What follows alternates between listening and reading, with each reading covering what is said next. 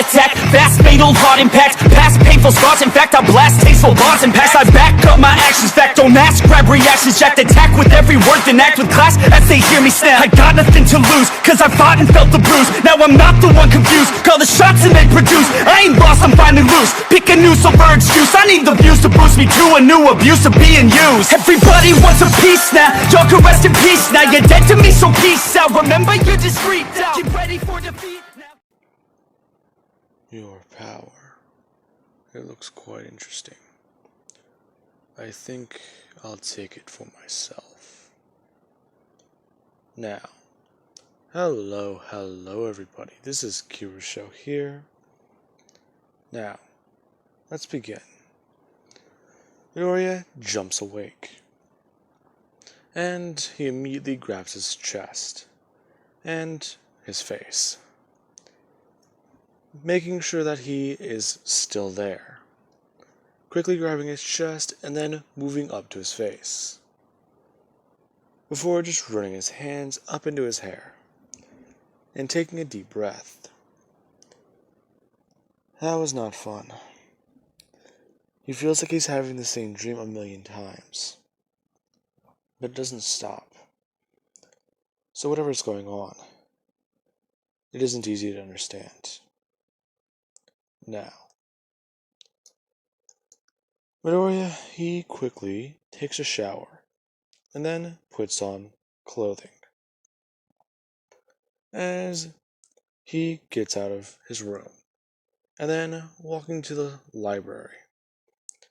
As soon as he opens the door, Momo turns, looking at him and simply going back to what she was doing, before Midoriya does actually sit down. And she then holds up this strange object that he gave her. Her simply just saying that she's actually quite surprised. This is exactly what she asked for. Yeah, I know. Anyways, today's a new day, so I should be able to use my abilities. Her simply just saying yes about that. She is quite curious. My father, he's letting you stay here, correct? Yeah. And you just sort of just came here to the front gate and walked in? No, I waited for, as he lists off the butler's name and the guy who was head of security, listing off two security guards, saying that he knows them quite well, and, well, he kind of had to talk with them for a little bit. Then he talked with her father. Her kind of confused, and just asking exactly why. To which, he states that this is the only place he can think of at the moment. A lot of things going on in his head don't really make sense. However, he does know that the last place they would ever look is on a place far away from the city. So he came here. Besides, he actually does know her quite well. Her simply just staring at him, before Midoriya asked her if she was thirsty. Her simply just saying yes, to which Midoriya, he throws his hand directly in front of him, and a silver plate with 2 teacups and a teapot are on it. Her simply just staring at that, as Midoriya takes one of the cups and pours a cup of tea, and then asks her if she would like one. Her simply just reaching out and picking up one of these cups. She knows exactly what this is. This is porcelain. How did he...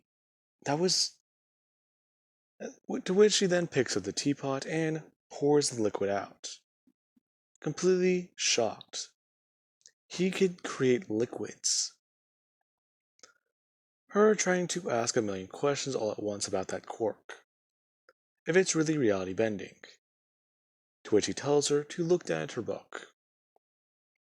her doing so, to which Midoriya simply moves the words around, moving them around to form a portrait of her face. Her completely in shock, before she simply just tosses the book on the table. Now, Midoriya tells her that his abilities are lackluster right now.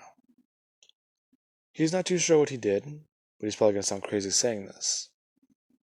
Then again, he did escape a mental institution, or the hospital. Wait, what? Yeah, doctors tried to lobotomize me. Not having that. Anyways, Momo. I know you because, well, I'm not going to try and get into the explanation of it. Okay. My abilities used to be far stronger, I guess you could say. Whenever I first manifested them, whenever I was younger, or at least the way I remember things, I was able to do whatever I wanted. In fact, I full well took advantage of that. In my first life, I wiped out war, and I met someone by the name of Melissa Shields. Me and her, we adventured the world, explored it, discovered everything left to discover. And, well, there was nothing left after that. We had a good life, and she eventually died. What happened? Well, we were both at the age of 80, or around 70. It's just that I offered to rewind her, rewind ourselves, but she didn't want to. She was quite the magnificent person, and I was actually excited. I thought our kids would have my abilities, and I can at least share them, understand what it's like being this way. However, each world I visited, each one I lived in, it was always the same. Someone I love dies, or I die, which honestly sounds better. I went that way for a long time. In fact, I even think I wiped myself a couple times just so I can get a clean slate and try it out all over again. But that's not even the worst part. Before I met her, I was taken by the government. I'm guessing that's what's connecting me to this timeline, where things changed. What? I'm confused. Where do I fit in all this? Well, as he means to list off things about her. Her favorite color, her favorite food, her favorite hobby, and the fact that despite her appearance, that she is not one of those girls. She perfectly likes her clothing where it is. To which she kind of, yeah, that does make sense. A lot of those things he's saying are true. However, then there's the fact that he talks about being a hero, going to UA. All of that is true. Both of them got in on recommendations. And Midoriya, he knows about something that happened there. If they get into the UA, the USJ is going to be attacked. Explaining what it is, and explaining all the lives he has lived. He's met her and a lot of other girls, a lot of other people. Every timeline seemed to be varyingly different.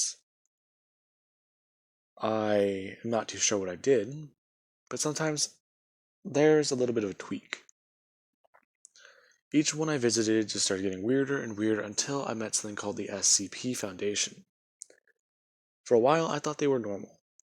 And they were. Me and my brother visited that world. Your brother? Yeah, that's a whole different thing. I wanted to share my abilities. And I did. For 2,000 years, before I found out that he was a figment of my imagination. Um, yeah, this is all sounding unbelievable. Yeah, I know. But that's just it. This world, the only difference it being is my mother doesn't exist. My father exists, but there is a different woman in his life. And the girl who took my place, I'm guessing, as the one who was born, she shares my birthday. So she's my sister. Well, yeah, I guess that's right. Not even that, my father doesn't remember me, and no one remembers the hero. So, can you give me another demonstration? Sure. What do you want to see me do? Well, I mean, you're talking about. You know how you gave yourself that ability? Midoriya simply scorching his mouth and his entire face. Simply asking her this, right? Yeah. What do you call that? I don't know. Heat, I guess? I kinda just made it in the moment. What does it allow you to do? An explanation later. Now, with that being said, he holds out his hand to her and simply asks her what she wants him to do. Her asking him to make it possible for her Quirk to work through her clothing, since that would be a lot easier on her. Midoriya simply is just saying that that seems easy. However, it's going to be a fact that this is going to be affecting your physical body. And in order for that to happen, I do hope you know that I'm going to have to change a little bit of things. Alright. Midoriya brings their hand up and placing it onto Momo's. As he simply begins. Before quickly just pulling his hands away, telling her that he's done. Her confused. Bringing up her arm and going to create something. Something easy. As a porcelain doll, or not a porcelain doll, a Russian nesting doll pops out of her shoulder and falls onto the ground. Her bringing her hand up and running it over the area. There is no hole in her shirt. That is relief. Then again, she doesn't feel hungry either. Her looking back at him and asking him what is that about. I changed your quirk. It no longer relies on your fat lipids. More or less your, well, it doesn't cut into your energy as much either, but it still relies on some. Take it as a 99% effectiveness increase. Now, listen, I'm gonna try and restore my timeline. I know that sounds weird or even odd to hear, and you probably think I'm absolutely insane. But listen, I could use some help. And if this all works out, then that means we can put the world back together properly. Besides, I can't even create All Might. I tried. Really? I told you, something's going on. I don't know what it is either. But enough of that for now. You want to go outside and train a bit? I can at least help you prepare for UA. Alright. Her getting up and walking out with Midoriya. Midoriya simply helping her out and training her properly. Getting her to create more and more things. And test out her quirk. Her actually a bit more happy. She no longer has to rely on her clothing having to be specialized to do certain things. Now, With that being said, after a bit of time, both these two are a little bit tired. And Midoriya goes on saying that he's going to need to go find more people to talk to. He could try explaining it to someone he knew as a kid, but that guy knows the person who took my place. Really? Yeah. Anyways, there's a few people on my list. Yeah, I believe that most of us are going to be in Class 1A. Really? And most of us? Yeah, it's more or less the ones who made it through the entrance exam. Then again, let's see. Yeah, I think that that's all we really need.